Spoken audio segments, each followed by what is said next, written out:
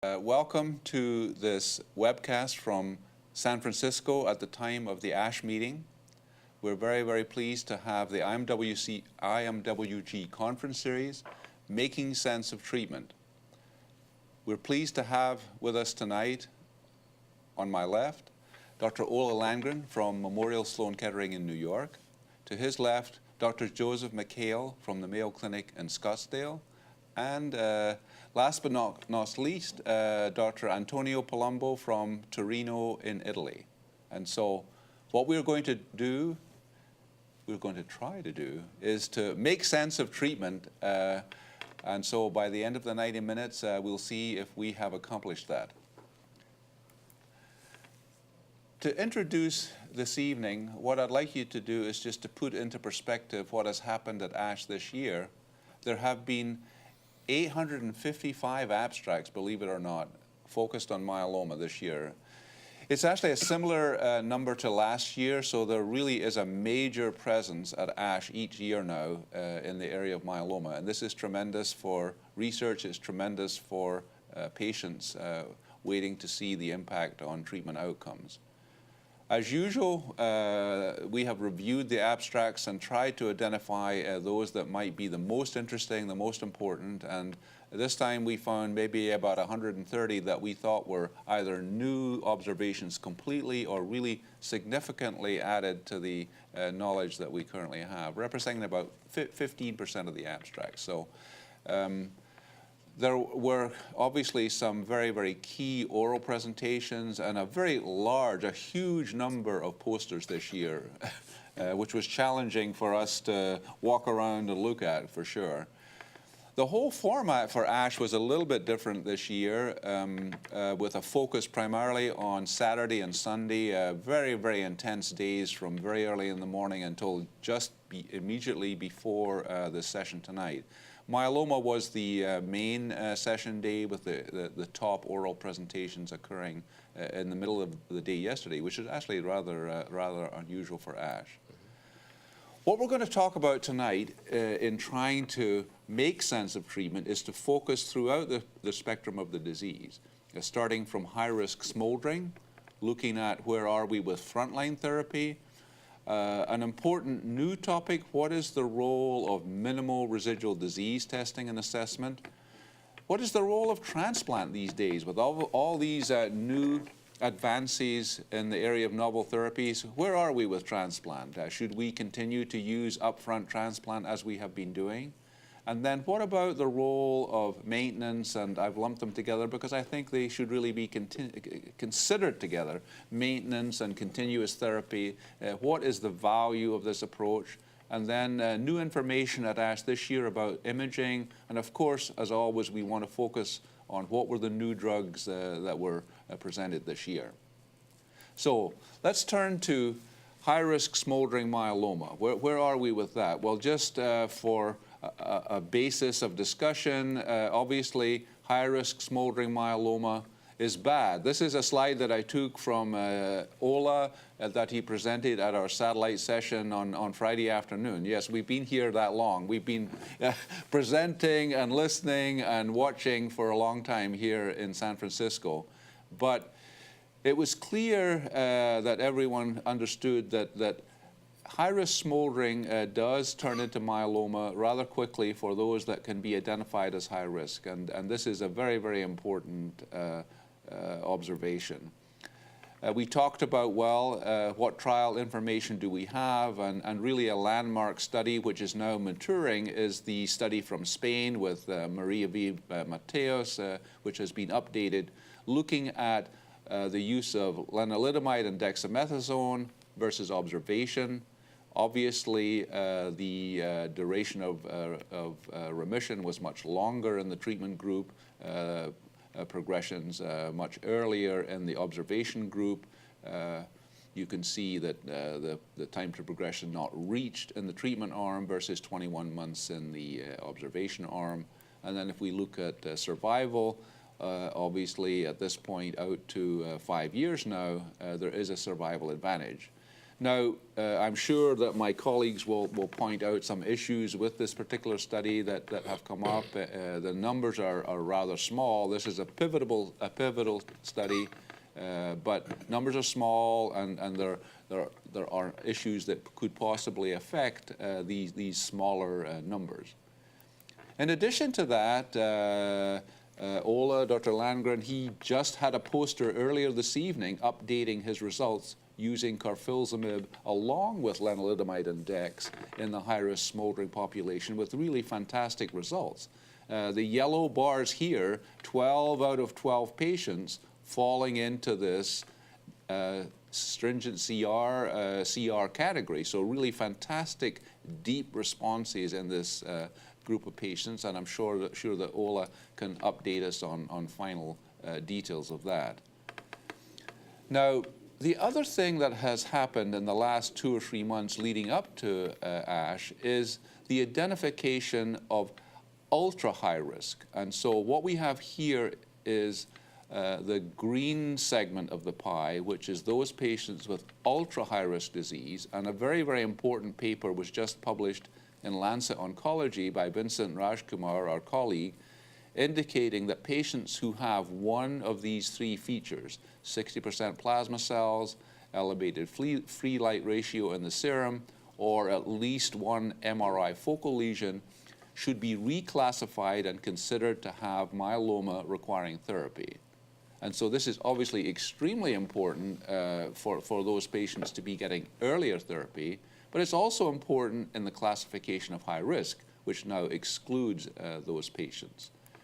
And so the question that I want to put to our panel tonight relates to how should we be looking at high risk in this new environment. Obviously, we want to be treating these patients here.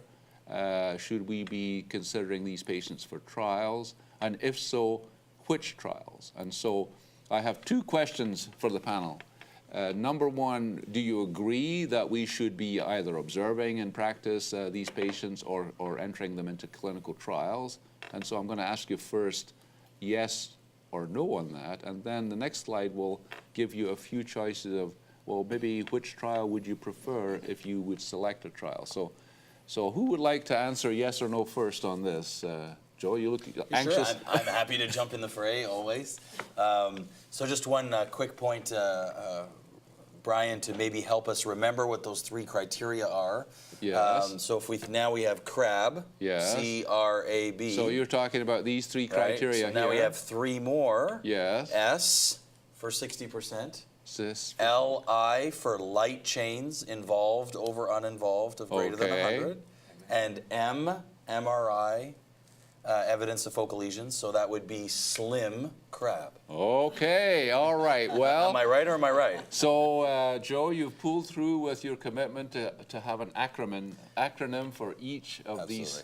All right. Now, to get to the real meat of it, beyond the acronym. So, if I can comment, I think the identification of ultra-high-risk myeloma, Brian, is a huge step forward in myeloma. I mean, we used to literally wait for a patient to have organ dysfunction to define it as myeloma. Right. And as I like to say, if I see a friend of mine who's running towards a cliff, do I really have to wait until they're falling down the cliff to realize that they need to be rescued? On the other hand, if it's a beautiful sunny day like it was here in San Francisco and they're walking very slowly, do I really need to jump in and treat them right away? And I think that's the approach that we want to try and identify, that who in that high-risk group right now could possibly be upgraded or maybe downgraded, depending how you define it, into the ultra-high risk. Until we know that, of course, I think we should be supportive of clinical trials. I think it's reasonable to explore that notion. But my gut feeling is that in the long run, we're going to better define the start line of myeloma. And so when you start treating myeloma is better defined, and then I'm going to suggest when you start them, you treat them with the best regimen you think possible, instead of having a milder treatment for the pre-myeloma group and then a real myeloma treatment for the real myeloma group. Let's better define the start line and treat everybody in the way we think is best for them. So, Ola, how does that strike you? I agree with Joe's thinking that we shall not delay the access to the best drugs. I think that's old school thinking. And it comes from the era when there was only one drug. So you had to wait Yes, till right. you really had to use it. Now we have a lot of drugs. We have some drugs that are really good, and we have some drugs that are not as good. And what the studies show is that if you use the really good ones, then you have better outcomes. And that's not very surprising. And we have, and we're going to talk about this later, according to your slides, we're going to talk about relapse disease. I think Yes. we're probably going to talk about some of the studies presented here at the meeting using these very new effective drugs that are not so intense, but they are very effective. Right. So that's new, that you use non-intense effective drugs. So using those earlier, of course, that's going to lead to better outcome. And I think we need to start thinking new strategies here. Use the best drugs up front. So when it comes to these questions, shall we do that on a trial or shall we do it outside a trial? I guess that's what you're after. The first point. In yes. my practice, I still think we need to do it on a trial because we need to learn.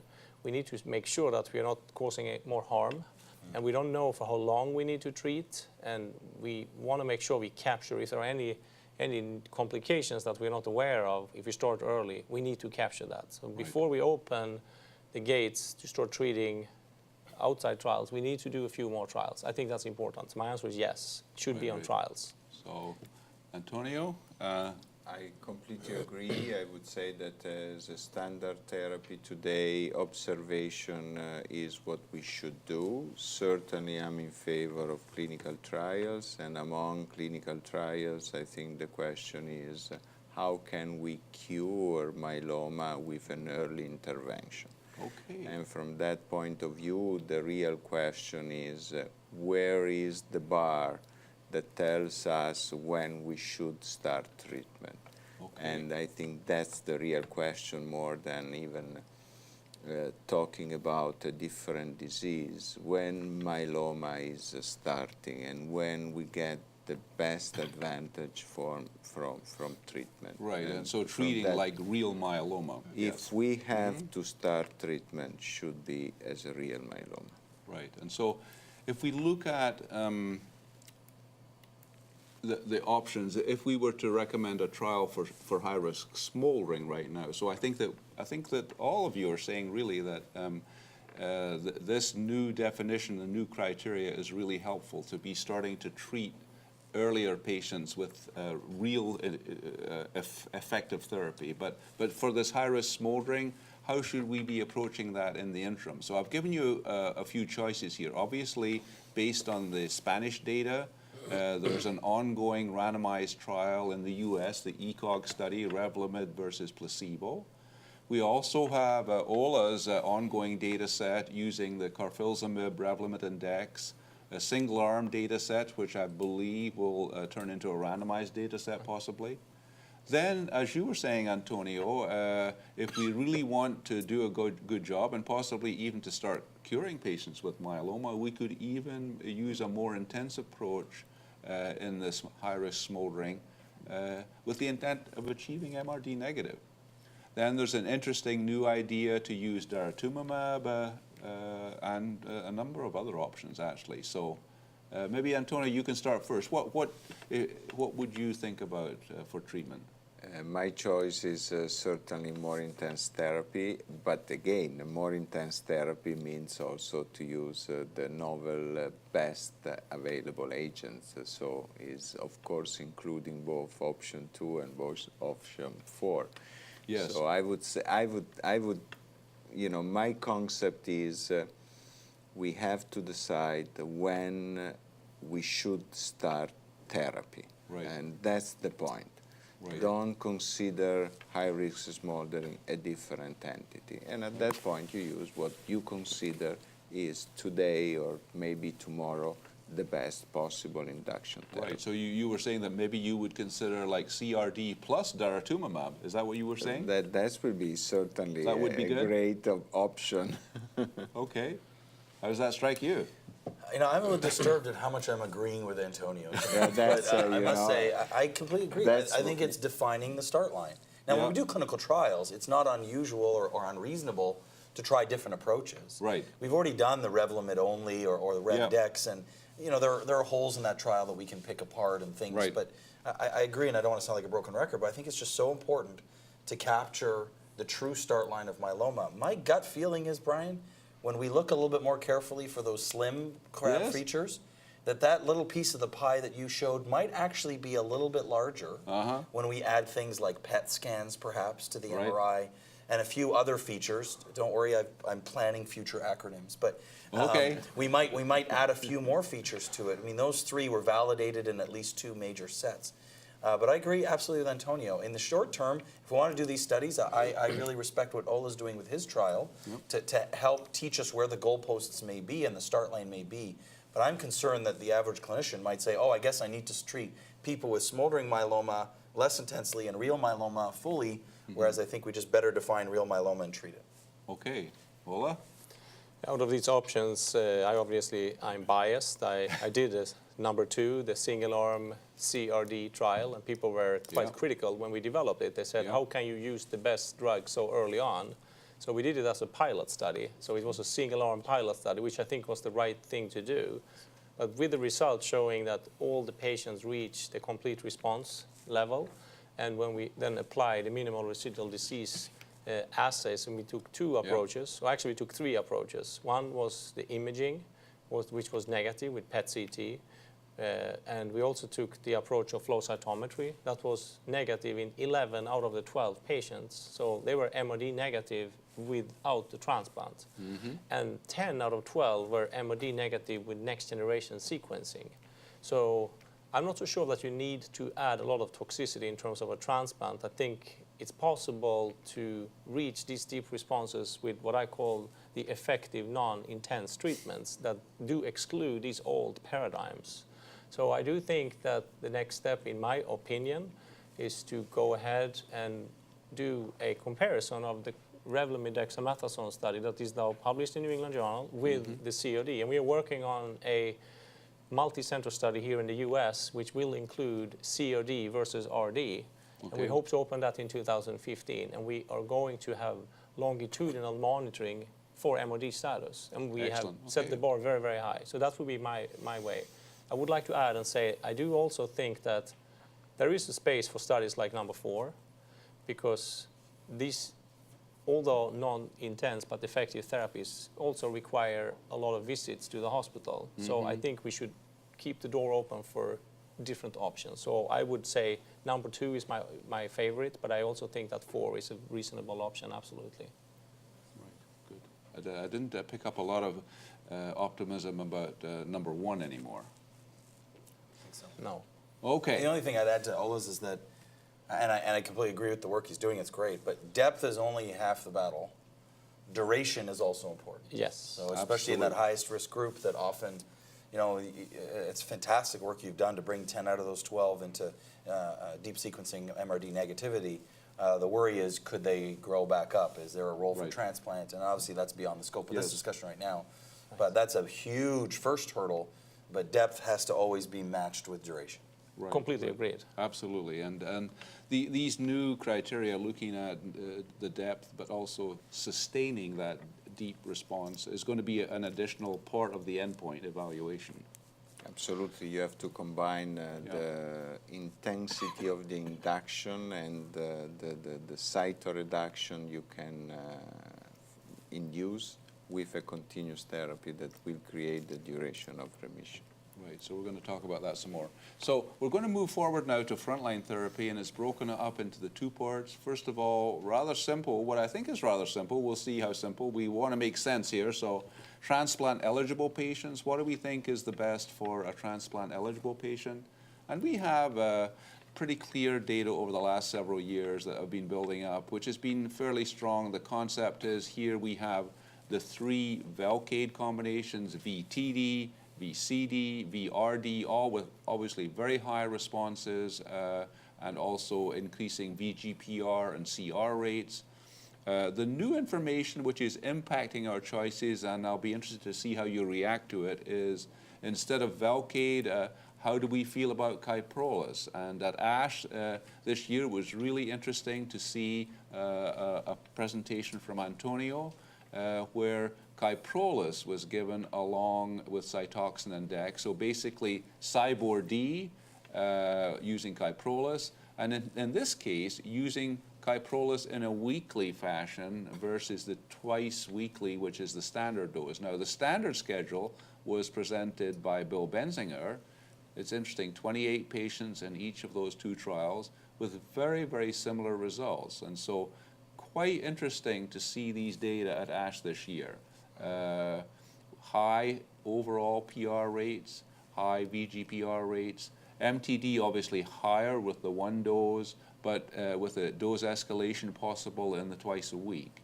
So the question here is, we have excellent results with VRD, VCD, VTD, or you could switch it out and consider Kyprolis now. So really a two-part question here. Maybe I'll start with you, Ola. So which of the Velcade combinations would you prefer, and then would you consider switching it out with Kyprolis now or not? So the first question is which of these options with the Velcade-based therapy. I think in my practice I probably would pick VRD, but I do think that the others are also reasonable options. And the reason I would pick number one is because I have more experience with that, and I know it works, and I know how to manage it in the clinic.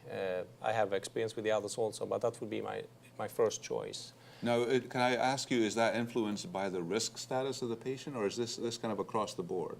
So in my practice, I would treat all patients, and this is one of the favorite topics that we have different opinions about. The Mayo Clinic, they think that for patients who have what they call normal risk, they don't give them all the therapy. Right. And my opinion is that I think those patients have the highest likelihood of benefiting from the best drugs. Okay. So following what we discussed before, giving the best drugs early on, in particular, that should, in my opinion, be given to those patients who have the highest likelihood of benefiting from them. So therefore, I would do the 3 drugs, and I know that we have different opinions about. Okay. And the second question is if I do prefer Kyprolis. When we had these discussions, we have had this discussion multiple times in the past, and I think I've always said I wouldn't do it outside a trial. But I actually do think at this ASH meeting, I think it was a turning point for me, looking at the ASPIRE data. Yes. This is a randomized study. It's for relapsed patients, 2 prior lines on average, 1 to 3 prior lines.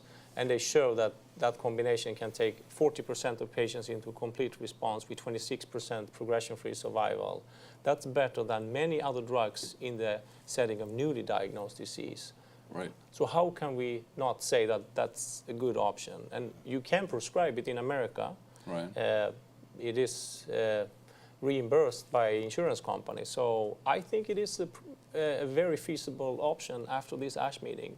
I know the trial was for relapse disease, but I think looking at the 2 studies that are done also for newly diagnosed, there is no reason to believe that it's not going to work as well there, I think. Okay, so kind of a little bit of a controversial twist Yes. there. What do you think? No, I mean, again, I disturbingly agree, partly, at least with Ola, in the sense that I think partly it's motivated by availability. I mean, there's some places where the VRD may not be available, of course, outside the U.S. But, you know, the approach that we've discussed about risk status has just been trying to make sure we don't over-treat a certain amount of patients. And we don't know. I mean, we still have patients who do extremely well with VCD. In fact, we have a lot of comparator studies now between VCD and VRD.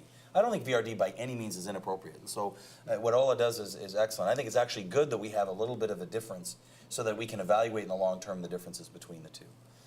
I do think it helps us individualize care for patients. I mean, this is great news, Brian. The more options we have for patients, the better they're going to be cared for. And as for the using the carfilzomib up front, I'm not sure the ASPIRE study convinced me as much as some of these upfront studies. And we just published a brand new study using carfilzomib up front with cyclophosphamide and thalidomide, actually, published this morning. Okay. I think the idea there is we're slowly moving in that direction. And right now, if I'm in the clinic tomorrow, if I have a patient who I'm a little bit more nervous about using a Velcade regimen, such as pre-existing neuropathy, or something that just makes me potentially less interested, because I have the option of carfilzomib, I may employ it. Do I see this big tidal shift that we've replaced frontline bortezomib with carfilzomib? Not just yet, but I think, again, it just gives us more options. Tony?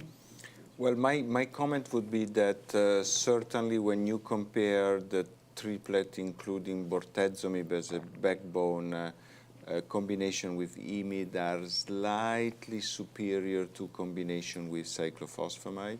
And here the competition is basically between VRD and VCD that have similar safety profile with a probably slightly higher efficacy for VRD, while for the VTD there is a minus in terms of safety and the risk of peripheral neuropathy. So Yeah, for sure. from my point of view, the real two option is VRD and VCD with a slight better efficacy for the VRD combination. Regarding Kyprolis, honestly, if is available, the question is absolute, and the answer is absolutely in favor of Kyprolis. It's more effective, is less toxic, does have less peripheral neuropathy, less hematologic toxicity, gives better opportunity to a prolonged treatment.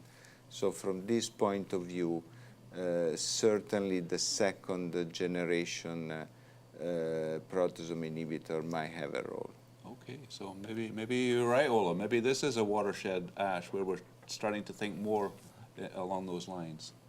Okay, so what about non-transplant? I'm going to show you a little bit more data in the non-transplant area that you guys are familiar with, but just to refresh people's minds. Obviously, we had the first trial, which was updated here at ASH, mostly focusing on the impact of age over the age of 75. The basic data already published in the New England Journal showing the value of RD continuous, primarily certainly versus MPT, but also RD 18 months. Now looking at over the age of 75, the results, I have to say, are not so impressive, but certainly in terms of overall survival, there is the advantage with the RD versus the MPT. Very, very large study. So this is certainly going to be considered as a new standard of care, both in the US and in Europe, RD as an option in this frontline non-transplant setting. Now, versus that, we do have, obviously, the very strong data with VMP.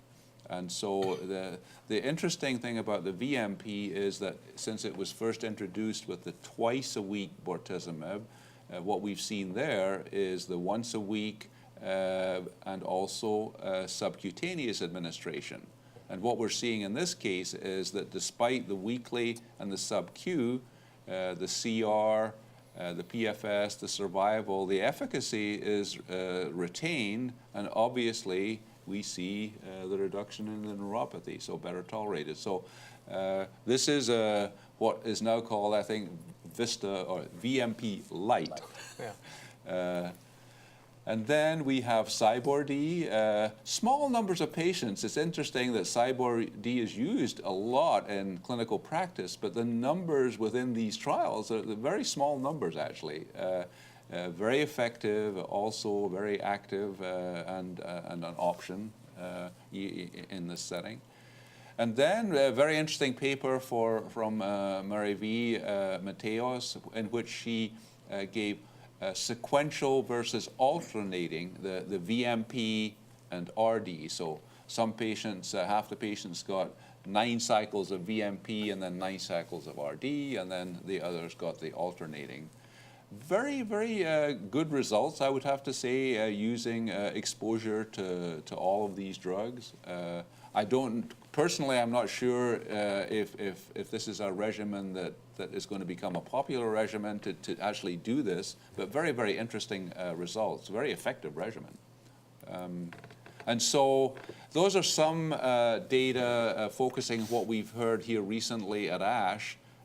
In this situation, I've given you the options of 3 drug regimens that might be for fit patients and the option for maybe the unfit or frail patients using, Antonio, your classification.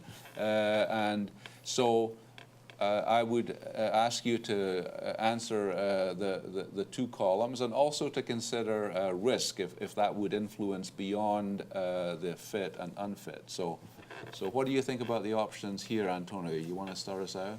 I completely agree with the differentiation. I would say that the first issue today for the transplant ineligible patient is to define the fit one from the unfit one. Yes. So we have to define when the patient is fit, we can deliver a dose-intense treatment, or where the patient is unfit, and probably a gentle approach is more appropriate. So this is the first choice, and the choice translates in a 3-drug combination versus a 2-drug combination. Having said that, which is the best 3-drug combination? Certainly bortezomib-based combination, so the backbone is based on the bortezomib, and once again the choice is between combination with IMiDs or combination with alkylating agent. So from this point of view, I would probably say the same. Probably a combination included IMiDs is slightly better than the alkylating agent, and probably I would prefer cyclophosphamide over melphalan because it's probably equally effective, but certainly much better tolerated. So for a fit younger patient, once again, the choice will be between VRD and VCD, with a slightly better efficacy rate for VRD and certainly a very good safety profile for VCD. For the frail, we are moving to the 2-drug combination, and here is a matter of feasibility. LEN has the advantage of the oral administration. Bortezomib has the advantage of a faster induction of response. So I would say that here between the two options is a matter of defining if it's more feasible to come often to the hospital, or we do need an oral administration and, let's say, a monthly appointment with the physician. So I would put more the choice in terms of how much we can handle the situation according to the patient condition, the ability to move, and so on. I would like to make only a comment coming from the Mariví Mateos study. Yes, yes. And to me, this was an interesting observation because This one, yes. from one side we are saying that clonal evolution is a major issue. Yes. And clonal evolution means that alternating a schema is essential. Because if through time you are going through a clonal evolution, I think it's very important to have sometimes a re-challenge with bortezomib. This study shows that if you don't alternate, the efficacy is equal. Yes. But the conclusion is that probably clonal evolution, from a clinical point of view, is not so relevant. We might have some clonal evolution, but should probably have a clinical relevance in a minority of patients. Here is clearly shown that in the majority of patients, you don't need to rescue a new clone with bortezomib, and even if you give continuous lenalidomide after induction, the outcome is similar. Okay, very important points. So we'll just come down, I guess. Sure. Joe, what do you think? I think similarly, if I work backwards, just start with the comment about the clonal evolution. I think the evidence we have for clonal evolution, where the disease changes with time, tends to be in the higher risk population, as you said, smaller group, and tends to be a little bit later. So I'm not sure earlier upfront studies are going to capture that, but I think it was a brilliant design to at least explore it, and I think it's told us that maybe we don't need to do that up front. Again, I agree with Antonio. I would look at CyBORD or VCD really as a modification of VMP. And when we survey hematologists and oncologists in North America, almost no one starts with a melphalan-based regimen anymore. Right. And I think that's reasonable. It's more myelosuppressive. It causes long-term issues, short and long-term issues. So I think you're looking at likely a bortezomib-based regimen in the fit patient. And much like the same approach I have in the patient going to transplant, if I'm really concerned that there's rapidly growing disease and I want a bortezomib-based regimen, I may add RD as a sort of VRD or perhaps not so dramatically, I could use CyBorD. But I think in both cases, and Antonio's done great work here, we have to modify a little bit, even in the CyBorD. In these patients, I only start them in weekly regimens, and I try at least always to do it subcutaneously. There's a very small group that prefer to go back to IV. Same kind of approach with the unfit. I agree. I think both are very valid options. And I sit and discuss it with patients and say, are they willing to come into the clinic once weekly, or is it better for them once monthly? If someone has rapidly growing disease, I may be leaning towards starting with bortezomib. One other point there is that I think we do have some evidence now, Brian, that you may not have to be weekly indefinitely, that we have some evidence that after a period of time, once a certain depth is reached of response, you may be able to pull back a bit on the gas and maybe give it every other week. Right, like we've been doing that actually prospectively in a series of patients, not in a clinical trial, but just capturing them in our big database. And a lot of these patients are doing very well. So it's not, of course, as convenient as an oral regimen, but in higher risk disease, rapidly growing disease, we tend to do that. Adola, what do you think? Well, I think both Antonio and Joe summarized everything that I was going to say also. I think they have done a very good job. My preference would be VRD for the fit patients, number 4, and VCD could also, in my opinion, be a good option, but I would do number 4, the Velcade, Revlimid, dexamethasone. And for the unfit and frail, I think both number 1 and number 2 are good options. I would like to add, for the fit patients, I don't think we should discriminate patients because they're older. I think what we talked about for the other patients, why wouldn't we give these patients carfilzomib and Revlimid, dexamethasone? When we did a study in a single-arm fashion, we treated 45 patients. Half of them were above the age of 65. Right. We are just in the process of publishing this now. When we stratify by age, patients above the age of 65 had the best outcome. We have many, many patients that reach MRD negativity, and they do very well.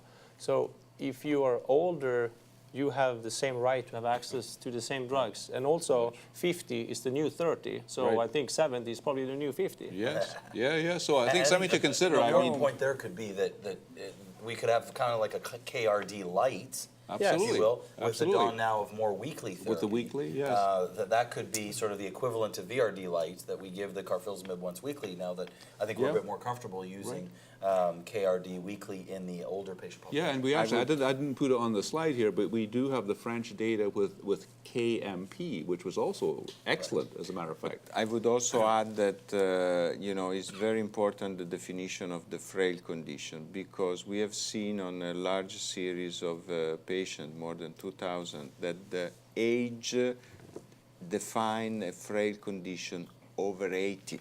Okay. So you can be frail early on if you add a comorbidity. But if you are in excellent clinical condition, the frailty arrives after the age of 80, not 75.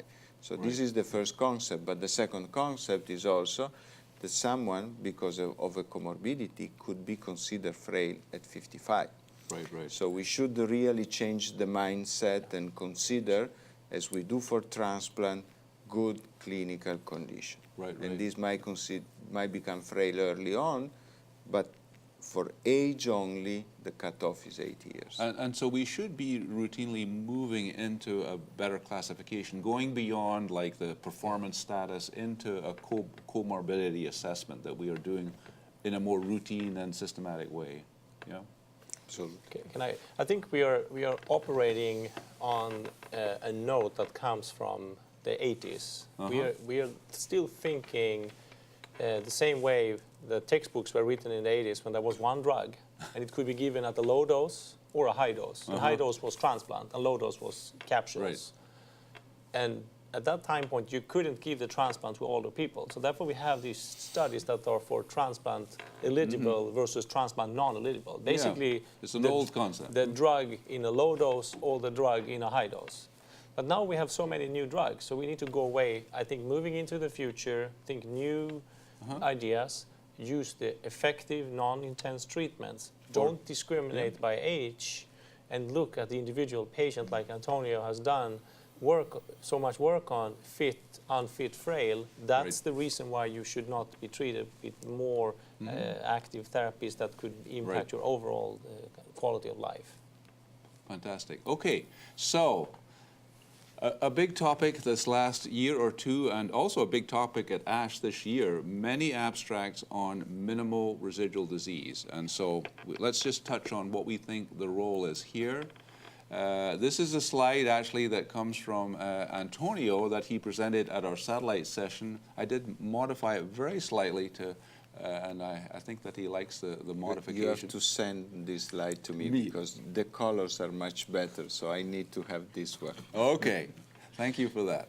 And so what you can see very easily is that we're moving to an era where we've been using the serum immunofixation, we've been using older methods, PCR in the bone marrow, and now both for flow and for sequencing, we have a next generation of much more sensitive tools to look at the bone marrow for residual myeloma.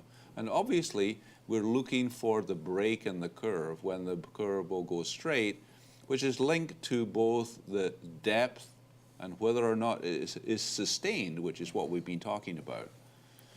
So at ASH, just to touch on some things, some very interesting things at ASH. I think that this paper here, a number of these are linked in with Black Swan projects, so you'll see a little swan next to some of these. Bruno presented what is quite interesting, and he used a 23 color machine here.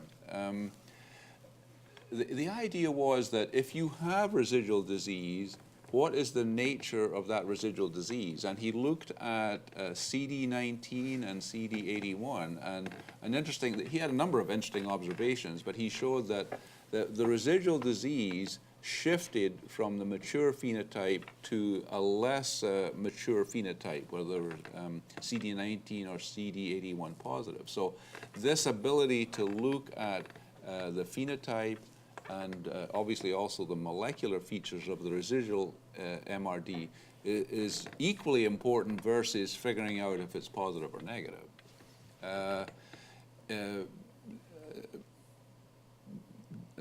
Dr. Bruno showed that in allotransplant patients, there is a very, very low level of MRD, which translates into excellent outcome.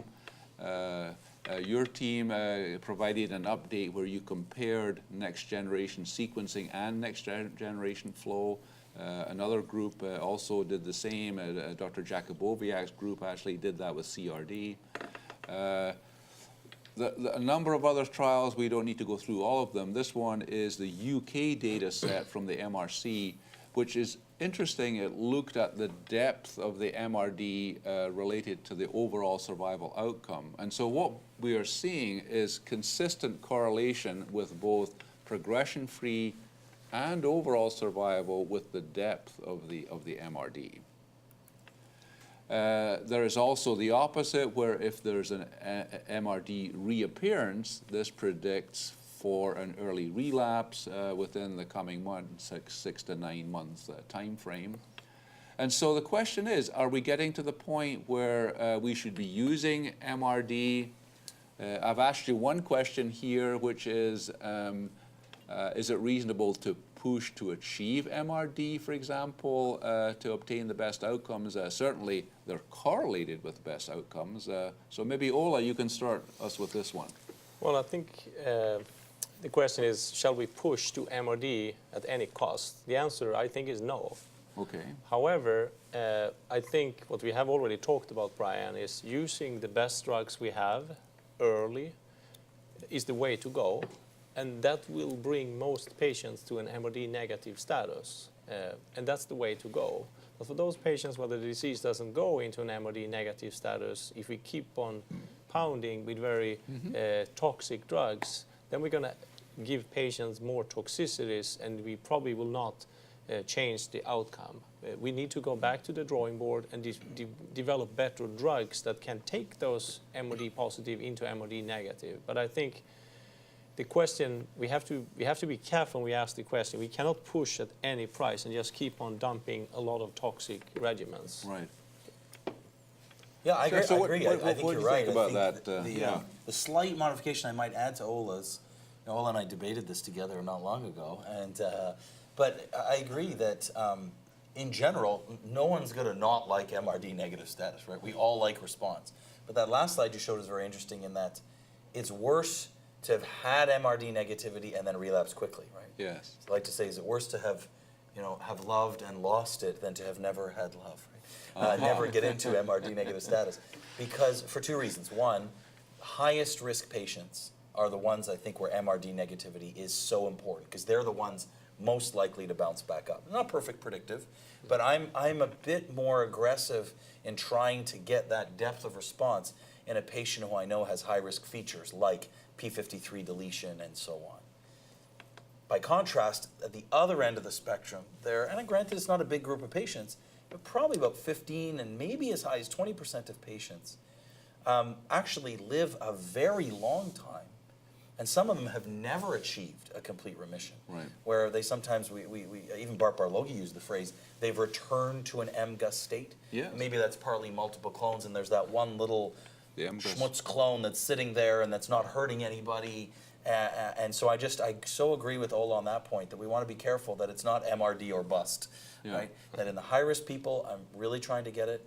In the very standard risk people, I'm trying to get it, but if I find that I'm kind of up against the wall, I'm not going to keep pushing too hard. And the last point I'd make about MRD, and I really, sounds like a love-in tonight, but I really respect what Ola and yourself, Brian, and others have done, is trying to get, as a community, all talking in the same language, using similar techniques for MRD, because right now a lot of the community oncologists don't know, is it color flow, is it deep sequencing, is it 4-color, 8-color, 23-color, what kind of rainbow is that, right? So there's a point at which, we have to know what we're doing together. But I think this is a step forward. I want to be careful that I'm saying it's curative, but it's the step towards a cure, especially in individuals who can achieve it. Antonio, what do you think? Yeah, I would make basically 3 statements. The first is that MRD is the new way to define CR. As we are moving from X-ray to low-dose CT scan and MRI as the best imaging technique, we might need to move from a serological definition of CR to a more and better and profound definition of cytoreduction, that is MRD. So I think the first statement is we do have today better tools to define what we have been calling for years CR. The second issue is I would certainly say that more is better if it's tolerated, and therefore a profound cytoreduction is always the best choice if it's tolerated. And from that point of view, a treatment that is giving more cytoreduction than another should be preferred. On the other hand, I completely agree that when you are facing a resistant disease, there is no much sense in keep treating a resistant disease.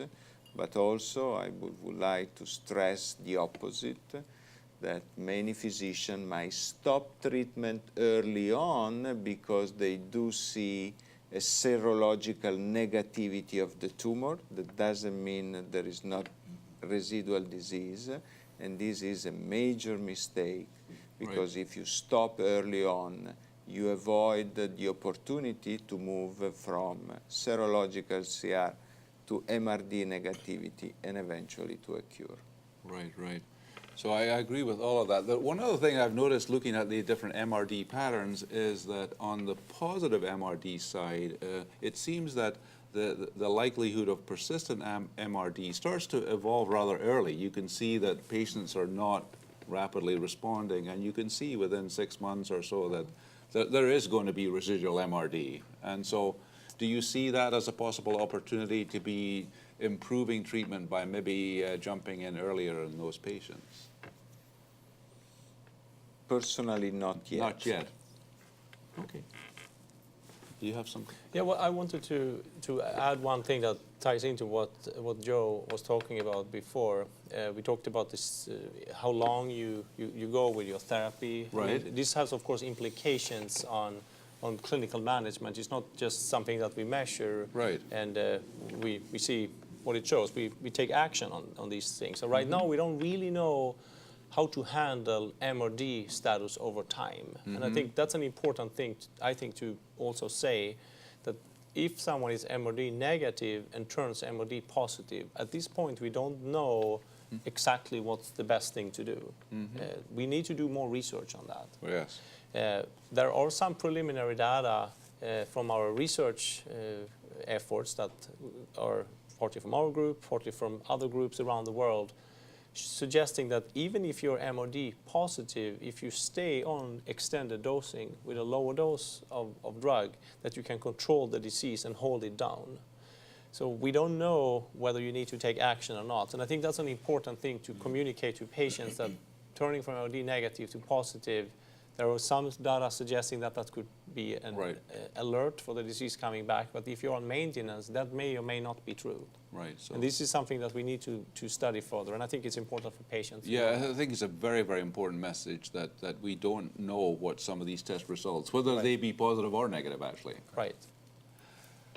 Okay, so there's a little bit of an extension of this, which leads into the next topic, which is the role of transplant. And so for me, this was a small study that was published in the JCO just a few months back, and it looked at MRD testing in what is the pilot study for the IFM Dana-Farber trial. And this is the study which is looking at VRD plus or minus transplant. And so this is a small data set, which was interesting because they looked at MRD during the different phases of the therapy. And so it was educational in that they looked after the VRD induction, after the transplant consolidation, and then after 1 year of maintenance. And I just want to comment on a couple of things. Overall, 68% of patients did achieve an MRD negative status, which are these orange patients here. So this obviously is very good in terms of PFS. Another interesting point was that of that 68%, 14% of the patients achieved their maximum, their MRD negative, during that maintenance phase, actually. So that there was a reduction of about 15–20% with the transplant. But then there was also a further reduction in that last phase during the maintenance phase. So I think that my sense is that we can start to be looking at the use of MRD to analyze the impact of these different treatment phases. But my question is, even although we can see there's an impact from transplant, and while we're waiting for the randomized trial results, how do you guys view single transplant? Are you still offering it to your patients in just the same way as we have, or are you modifying that because we have better inductions? So are you trying to lead the witness here by saying yes or yes? Right. That's a subtle message. Which one are you saying yes to? Yeah, exactly. Am I right or am I right? The question here is, do you recommend a single transplant for eligible patients? So that would be yes. Are you waiting for more data? Yes. I understand. You know, I guess that's why we're doing the trial, right? I would say at this point, you know, you're kind of the champ until someone knocks you out. And right now, transplant has been highly effective. Antonio's even shown some work, and it was interesting that last slide that you showed. I mean, sure, responders respond, but the depth didn't just come from the induction. The depth came from the induction, followed by the transplant, followed by the consolidation. Now, if I'm going to be Joe Prophet for a moment in the future, I suspect there are some patients we may not offer transplant to for various reasons. But in a disease that we haven't cured yet, I don't want to take anything off the table. And I think it would be a little bit premature right now with the pretty strong data that we have across the board from multiple randomized trials for both progression-free and overall survival, that generally speaking, I'm still expecting to take patients to transplant. Where there's a little bit of gray area is, as Antonio defined earlier, that fit, unfit. You know, we don't draw a concrete line here in the US at 70. If you're 69 years, 11 months, and 29 days, you're eligible. The next day you're not. But if you're in that 70-ish range, it's more of a discussion. You know, I had a patient in the clinic a couple weeks ago, and we wrestled over this. You know, she's 71 and she's quite fit for 71, but she really didn't want to go through the transplant process. She's had a really good response to her therapy thus far, and she said, "Is it legitimate to not go to transplant?" And I think it's giving us a little bit of options, but right now, in general, I'm going to say yes and yes. All Your right. Honor. Okay. Who wants to? You, Antonio, what do you think? Yes, yes. No, no. I would say yes, yes, yes, yes. So you're saying double transplant? Today, data are without any doubt showing that the transplant should be delivered up front. There is a major improvement in progression-free survival. There is a major improvement in overall survival. And I think even the expectation is the future study, including both bortezomib and lenalidomide, and asking the question, transplant yes, transplant no, will probably show once again a major plus in favor of transplant. So the conclusion is today we do not have yet a drug that is able to overcome the efficacy of early transplant. Tomorrow, we don't know, with the novel agent, with Kyprolis, with daratumumab, this might be a new question for tomorrow. But today, there is no question that the transplant must be delivered in all patients transplant eligible. I would also like to stress a concept, because in our study, that was a randomized study with a mandatory use of transplant at relapse for the patient who didn't receiving upfront an autologous transplant. Only around 50% of them did receive autologous transplant at relapse.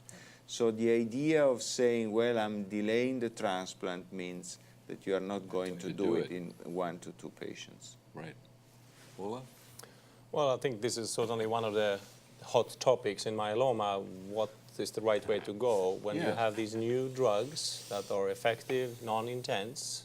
You can give them early on. You obtain better responses than the old drugs with the transplant.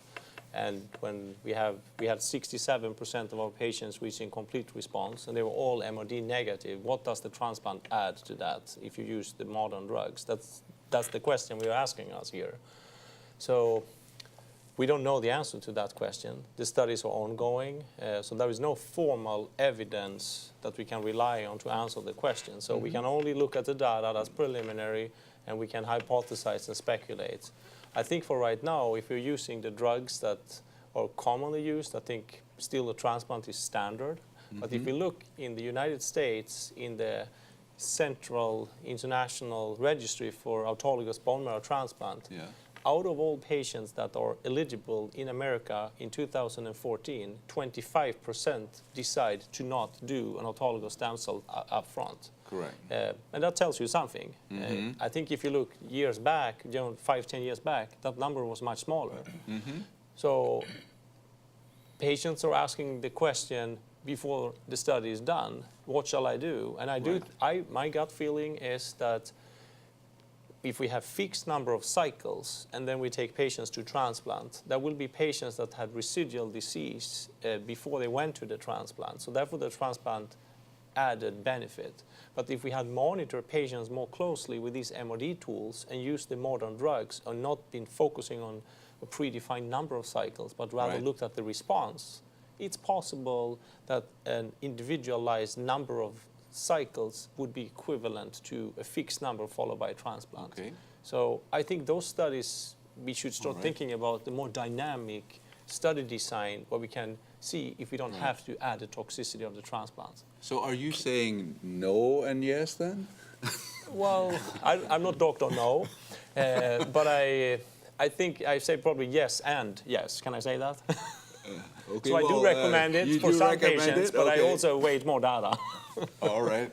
If I can just add one comment, Brian, I think Ola actually raises a really good point. You know, Okay. I don't want to sound like we're all old here, but in the old days, you know, we used 4 cycles of induction. Yep. Mostly because when we were using VAD, you know, vincristine, adriamycin, and dexamethasone, we didn't want to use more than 4 cycles of adriamycin because of the potential cardiac toxicity. Right. Now, it's nice that a lot of our studies do 4 cycles before transplant for commonality, but I completely agree with Ola.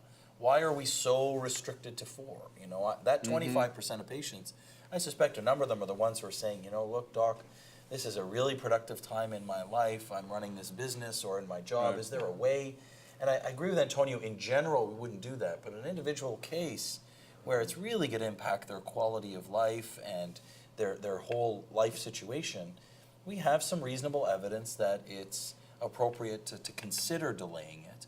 Or at least, you know, I saw a very young patient this week, and he was explaining to me his circumstances with his job, and he said, is it okay, doc, if we do 6 cycles of induction and then the transplant? Because those extra 2 cycles will allow me to work through those 2. And I don't think we're bound anymore by 4 cycles. Whether or not, as you said, enough of those cycles will eliminate the need of transplant, we don't know yet. We don't know. But at least it's giving us more flexibility in the choice and the number of cycles. When we treated patients with 8 cycles of Kyprolis, Revlimid, dexamethasone, without the transplant, followed by maintenance, we had 67% of patients reaching a complete response in the absence of transplant. But coming Right. back to your Yeah, point so here, it's very similar to 68%. exactly. So how long did it take to reach the complete response? The average was 6 There you cycles. go. So 4 may not be 4 is 6 is probably, the new 4. I think 6 is the new 4. All right, so I will only make a very short comment. We make a sub-analysis of patient achieving a CR and receiving autologous transplantation or conventional treatment. Autologous do much better than conventional treatment, even if you evaluate a subgroup of patients already in CR. So to some extent, once again, the definition of response might CR is be not enough. different Right. according to different treatment strategies. okay, so let's move on. So a favorite topic for you, Antonio. So what about the value of maintenance and or continuous therapy? And for me, I lump them together because conceptually I view them post-transplant or in a non-transplant setting. The concept is really much the same for me. So Agree. obviously, we don't need to show a lot of data here. I think that we're familiar with the data that's been presented. We have lenalidomide maintenance. We have other data using bortezomib combinations. And basically, we have evidence of both PFS and survival benefit with a continuous approach. And so the question is, how do we take this information in terms of making a recommendation in individual types of patients for continuous therapy versus not, or something in between, a fixed amount which might be 2 years or something like that. And so we have a short fixed duration, maybe 18 months, a maintenance with a fixed duration, or to progression. So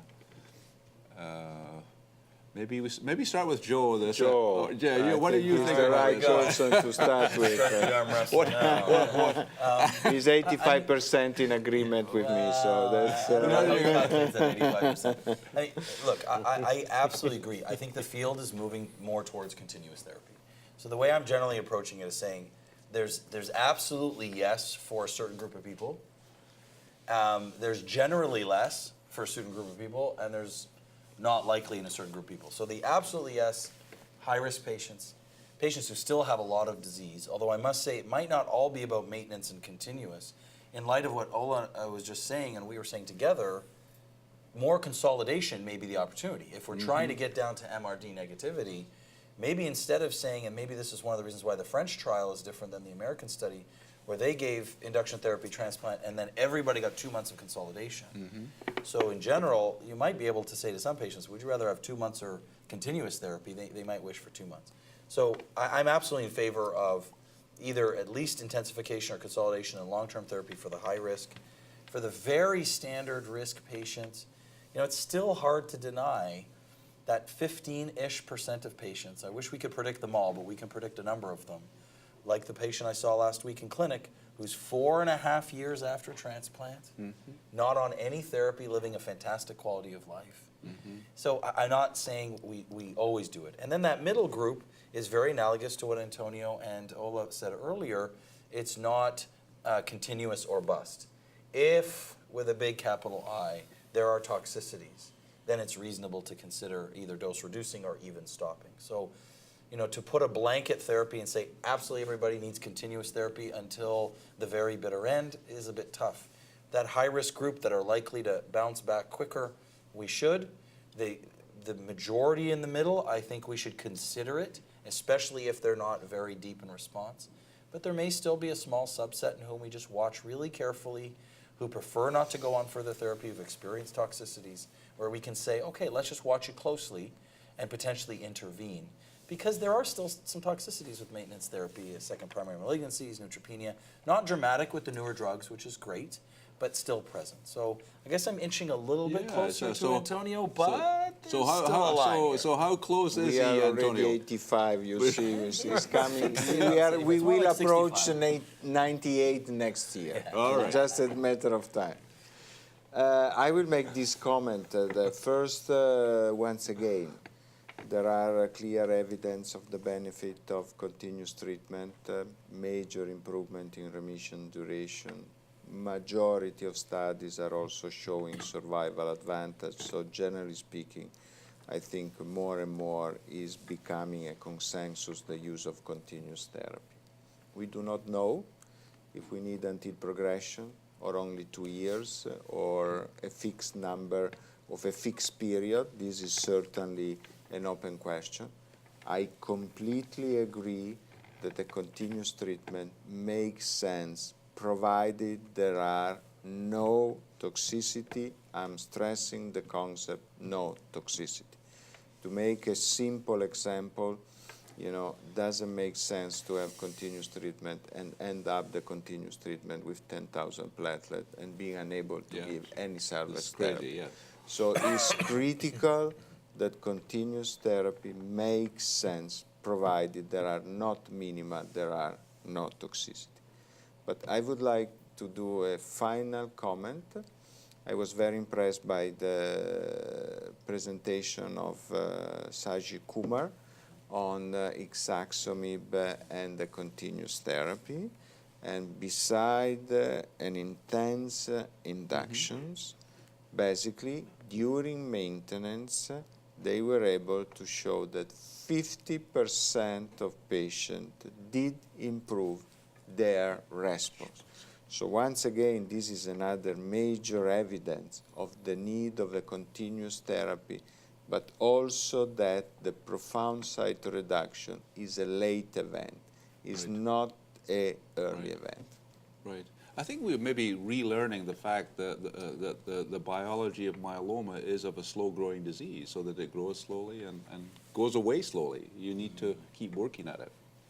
So, continuous? Yeah, I think my answer to this question is yes. I think the way to go, I think we have the same discussion in these different kind of aspects here. Have a non-intense, effective combination with the best drugs up front, and then have more low dose therapy for extended dosing to prevent the disease from coming back. And I think if we can bring patients into MRD status, the next generation of studies that needs to be done is to test what happens if you stop versus if you continue in patients who have maintained an MRD status for a fixed period of time. And we obviously don't know how long that would be, but I could envision we have studies where we could in the future say you have been MRD negative for 3 or 5 years. Maybe you could go on a new study, and the study will monitor your MRD status on that study, and you could either go on, off, or you could stay on, and then you can follow. That will be the only way to answer the question in a rational fashion. Until that's done, it remains unknown. Right. So I think we certainly do need to do that, and I think I agree with you, Antonio, that with Ixazomib, where you have a very well-tolerated ongoing regimen, it makes it a lot easier to consider trials like that. You could give it for different length of time and then follow off treatment versus on treatment. Okay, so let's keep moving forward. So this is a new topic that we haven't really talked about, but actually at ASH this year, I'll just show you the summary. There were a number of different abstracts looking at different technologies, and as Antonio already mentioned, you know, which of these different technologies can help us to assess MRD. And I would just point out a couple of these which are not looking at MRD, but are looking at smoldering myeloma. And I thought these were quite interesting. This is Zamagni, this is from, obviously, from the Bologna team, Elena Zamagni, and then also from the Mayo Clinic team, looking at PET-CT and smoldering. So this is rather a large number of patients, and I believe actually, Joe, you commented on this. If you've got smoldering myeloma and you have a positive CT scan, this is a significant risk factor for progression within 2 years. And so I think that both in terms of assessment of minimal residual disease, the French are looking at MRI versus PET-CT and comparing it with flow MRD monitoring in that MRD situation. And so in that situation, and then also rather interesting, whole body low dose CT. This is from Germany with Jens Hillengas. He was able to document re-healing of bone lesions, which is very nice with the Velcade containing regimen. So a number of different ways of utilizing imaging. And of course, in the slim crab situation, we need to use imaging to identify those early cases. Now, this is actually another of Antonio's slides where he asked the question in our satellite session, you know, which are these best imaging techniques? So we have MRI, we have PET-CT, we have now whole body low-dose CT, and then we have these different fusion techniques. We have whole body with MRI, we have PET MRI. Obviously, we have the ability to look at the whole body. So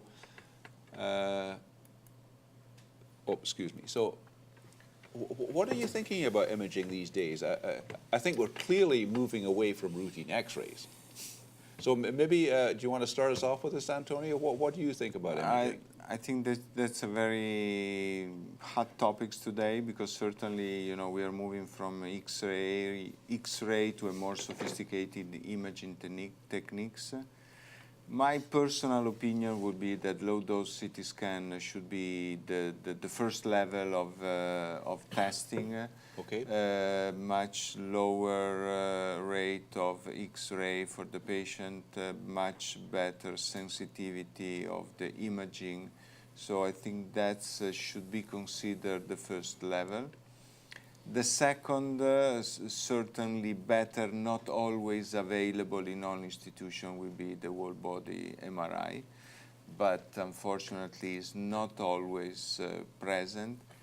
I have some skepticism on PET-CT scan, because to some extent there is still some false positivity. You need the control up front. Yeah, it's certainly difficult to it. quantitate positive, negative, etc. So for me, PET is still to some extent probably something to use within clinical trials, and I would probably rely mainly on low-dose CT scan and, if available, certainly on whole-body MRI. So maybe Ola, I know that you collaborate quite a bit with the German team. So what's your feeling? Yeah, we work a lot with the Hillengas group, and also when I used to be at the NCI in Bethesda, we had an imaging project, and now at Memorial, we're also working on molecular imaging. So my take is that skeletal survey is really old, not sensitive. It's kind of cumbersome for the patient to do that. And also, importantly, it's a technology that's developed to image the bone. And the skeleton has bone and bone marrow. But myeloma is not the disease of the bone, it's the disease of the bone marrow. So we have been imaging the wrong part of the skeleton the entire time. So we have a bad technology imaging the wrong part of the skeleton. MRI is the best technology to image bone marrow. because that's a soft tissue. MRI is good for soft tissue. CT and X-ray are good for hard tissue, such as bone. So if we still are going to look for bone lesions, CT is better than X-ray. It probably is 20 to 30 times more sensitive, meaning that we can pick up earlier bone lesions if that's what we're going to do. Right. The addition of PET, the way PET is done, 7 out of 10 patients that do have a bone lesion are negative with PET because the tracers are not myeloma developed. They are general tracers that are used across the board. So I think from a practical point of view, in my clinic, we probably would use a PET CT, but we would also do an MRI to look in the bone marrow. And in the future, we are trying to develop new tracers that are myeloma specific, and we are planning on implementing that in a PET MRI fashion to look in the bone marrow with tracers that are myeloma specific. Sounds good. Joe? I might be a little bit of a dissenter here because, I think until we have better evidence, the risk here of MRI, CT, and PET of everybody is a real problem. Financial, toxicity, challenging, finding things that may not be important. So I try to take a sequential approach. Now with the slim crab criteria as we found, I'm not giving smoldering myeloma the benefit of the doubt. I am Inspector Clouseau looking for any evidence of disease. So in that person, I'm definitely going to do some kind of imaging, if I can do a PET scan or an MRI, because until proven otherwise, I don't want to miss the fact that they may be ultra high risk and truly myeloma. So in the smoldering group, I do that. Sometimes you do a plain skeletal survey. Average Joe, I understand there's a little bit of radiation. It's a bit cumbersome, but not dramatically cumbersome. I mean, MRIs are more cumbersome, frankly. And you find positive bone disease. Is the MRI going to tell you much more? You're going to treat the patient. You're going to give them bisphosphonate. So unless it's in the context of a clinical trial or capturing a database like you've done, which is marvelous, I'm just hesitant to send the message out to everybody that everyone's got to have an MRI and a PET. Until we have validated criteria, I wouldn't do that, with the exception, as I say, of, excuse me, in that smoldering group where I'm very meticulous. I don't want to miss, because myeloma is a strange disease. I mean, have we not had patients where their bone marrow is perfectly normal, but they have extramedullary disease everywhere? So, that person's going to be treated a bit differently. So right. I try to do a sequential approach. Start even with the plain a skeletal survey. If it's positive, I have to ask myself, is further imaging going to change what I do, yes or no? But I agree. I think in the long run, we're probably going to almost eliminate skeletal survey. But until we know which is the best way to do that, I'm still not hesitant to entirely drop it. Right. We've got to move on, but we are doing a study right now through the working group comparing whole body low-dose CT with skeletal survey, and I think it will help us to answer that question. Absolutely. Okay, so the final segment is to take a look at relapse and the new therapies that were presented at ASH, and some of them that weren't actually re-presented this year, but just to get your perspective on a number of these different new therapies. And obviously, putting it in perspective, we have new therapies, but unfortunately, even with improvements, patients are continuing to relapse. This was Shaji's paper showing that if you get into that relapse refractory situation, there is a clear unmet need with very poor PFS and overall survival. So despite all that we're doing when patients are moving forward, a clear unmet need, obviously. And this is related to what is the hot topic, this clonal selection, and how do we approach this, different clones that can emerge, and we can obviously take advantage of this in a variety of different ways.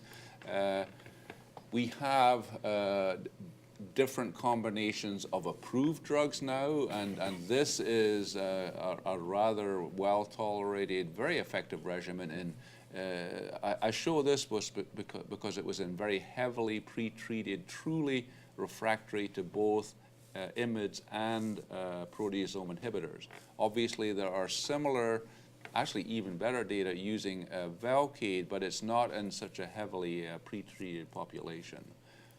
And then, of course, we have the evolving data that we've been seeing at ASH, Abstract 84, anti-CD38, the daratumumab molecule with RD, very promising results.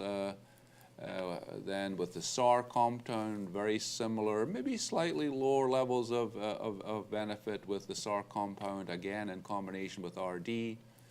And then obviously we have the very powerful combination of elotuzumab showing very, very deep responses. So we have a lot of combinations with what is emerging as the RD backbone now. I remember the days of the Velcade backbone, but now we have a little bit of a RD backbone. And so the question here is, how are you looking at these novel therapies? And I have two questions here. One is which agents that you feel are most interesting, and then the second question that we'll come to would be, as you're looking at these, where do we see these drugs ending up? We already talked about daratumumab even in smoldering myeloma. So as we're looking at these new drugs moving forward, where are we looking at them in terms of the ultimate positioning within the treatment program? So let's start off, which of the therapies are the most attractive for you right now? So maybe Antonio, what do you think? Monoclonals, no questions. So the most attractive therapy today are monoclonals, and I think they will certainly change the treatment of myeloma in the next few years. All the others, I would say, probably in that list, the oral proteasome inhibitors, because these will create a major opportunity to have an oral proteasome inhibitor that is today totally lacking. And then we have from HDAC inhibitors to the novel pathway inhibitors, certainly drug that has been shown to be effective. Can I ask you, just before we skip over the HDAC inhibitors, obviously we were, I think, both a little bit surprised and disappointed about the review of panobinostat with the rejection by the ODAC committee, and so that people have kind of stepped back a little bit in terms of the efficacy and toxicity profile of the HDAC inhibitor. So how can I ask you, how are you viewing that now? I hope the HDAC will be approved because I think it's a completely new class of drug and is certainly needed in patients that are resistant to proteasome inhibitor, that might have a high-risk disease, and you want to increase the potency of your combination. So I think there is certainly a role for HDAC inhibitors, and we hope this will represent an opportunity for us in the future. Okay, right. So what do you think? I agree with Antonio. I think it's the monoclonal antibodies and specifically the anti-CD38.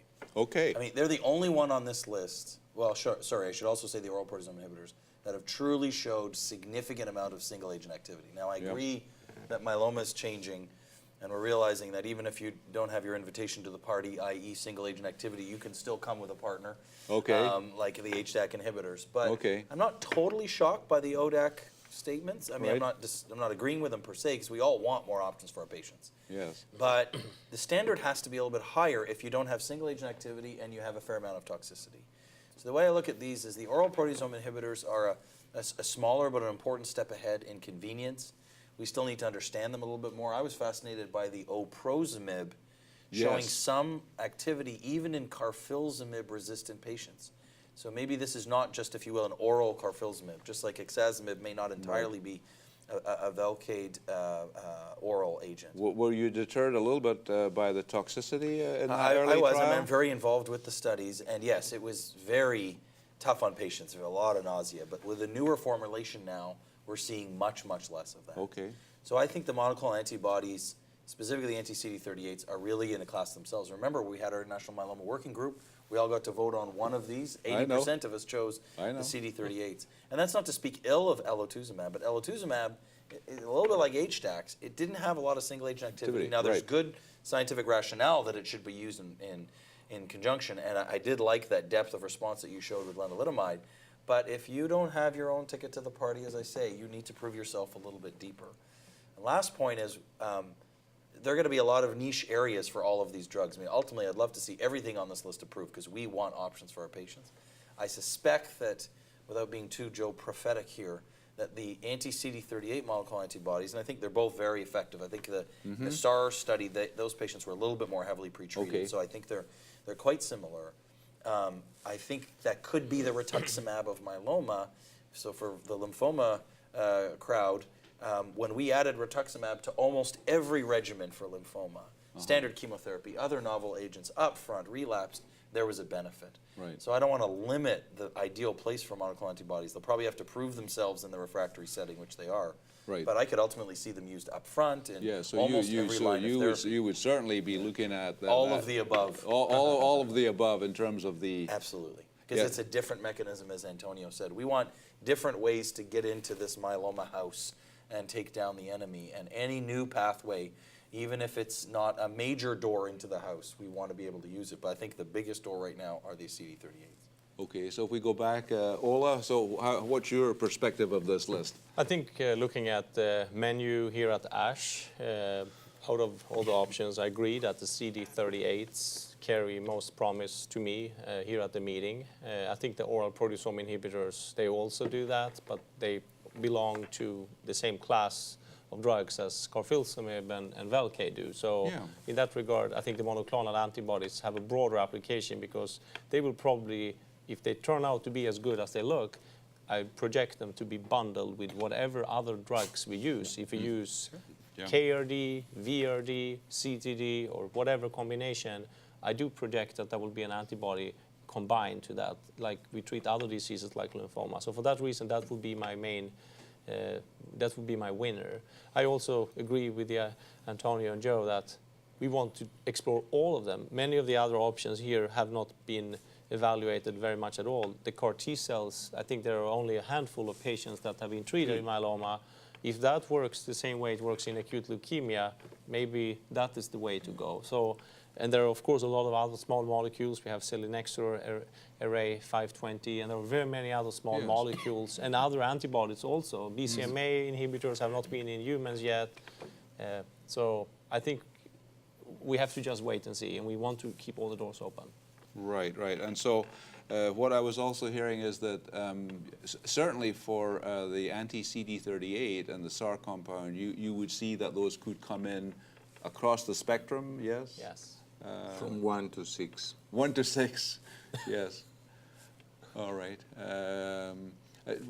Seriously, what do you think?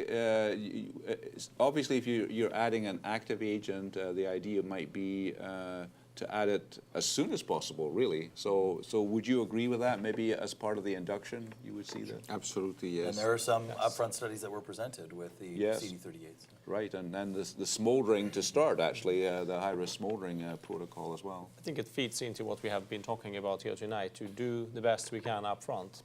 Why would we not do that? Exactly, yeah, yeah. And to monitor the outcome in terms of MRD after we have delivered. Yeah, so obviously with some of these trials, that part of them is linked in now to show the added benefit by using number 3 here to show that, you know, you could have carfilzomib, Rev-Dex, plus daratumumab and evaluate the MRD negative status, for example, to show that added benefit. So I think that the other aspect is that obviously as these drugs are coming forward, number 5 and 6 is key for patients. You know, this is an unmet need situation where they're essential, but ultimately we should be looking up here. And the only comment I make is, you know, what probably the most cited abstract here in myeloma was in that early relapse setting was the carfilzomib lenalidomide dexamethasone versus lenalidomide dexamethasone, Yes. the ASPIRE study. Right. You know, that showed a tremendously long progression-free survival, a difference in the risk groups of about 9 months between Lendex versus carfilzomib Lendex. So I think that, you know, in the U.S., we're kind of doing a lot of that already. Yes. I'm not sure that absolutely every patient needs that combination, but it's validating that combination, and we're learning again that combining a proteasome inhibitor and an IMiD together can be very effective and now tolerable, especially as we go towards weekly carfilzomib and maybe ultimately oral with theoprosumab. Okay, and so the final comment is, do you think we've made sense of treatment?